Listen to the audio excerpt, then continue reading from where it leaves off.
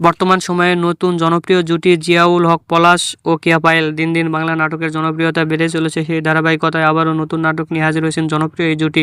নাটকটির নাম ইয়ারা।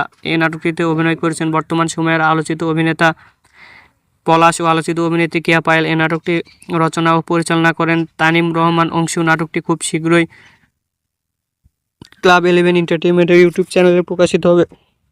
আপনারা দেখতে চাইলে অবশ্যই ক্লাব 11 এন্টারটেইনমেন্টের ইউটিউব চ্যানেলে চোখ রাখুন এবং নিয়মিত নতুন নতুন নাটকের আপডেট পেতে হলে অবশ্যই চ্যানেলটিকে সাবস্ক্রাইব করে রাখুন। পরবর্তী ভিডিওর জন্য অপেক্ষা করুন।